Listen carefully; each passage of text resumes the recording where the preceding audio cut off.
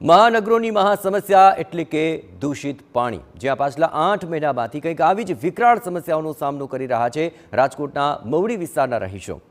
મહિલાઓનો આરોપ છે કે રોજ સવારે મહાનગરપાલિકાના નળમાં દૂષિત પાણી આવી રહ્યું છે।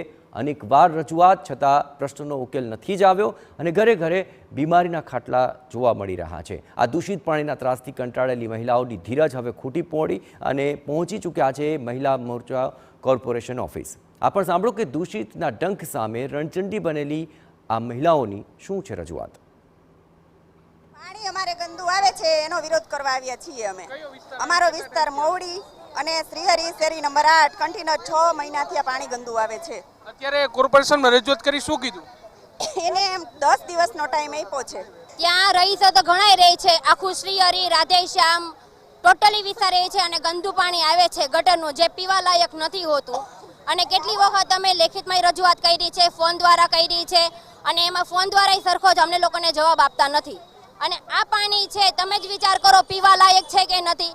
આ પીવાથી અમારા બાળકો માંદા પડે છે, જે અત્યારે હાલના તકમાં સિવિલ હોસ્પિટલમાં દાખલ છે। તેના માટે અમારે શું કરવું સર? વેતન તંત્રે માત્ર 8 જ દિવસમાં 8 મહિનાની સમસ્યાનો અંત લાવવાની ગેરંટી તો આપી છે, પણ મહાનગરપાલિકાના સ્ટેન્ડિંગ કમિટીના ચેરમેને TV9 પર એ ખાતરી આપી કે ત્વરિત અસરથી આ પ્રશ્નનો ઉકેલ આવશે। બોલાવ્યા છે ડેપ્યુટી એન્જિનિયર, એ વિસ્તારના સિટી એન્જિનિયરને બોલાવ્યા છે। જો 8 મહિનાથી પાણી ગંદુ આવતું હોય તો એ તો બહુ ખોટી વાત છે, ન જ આવવું જોઈએ।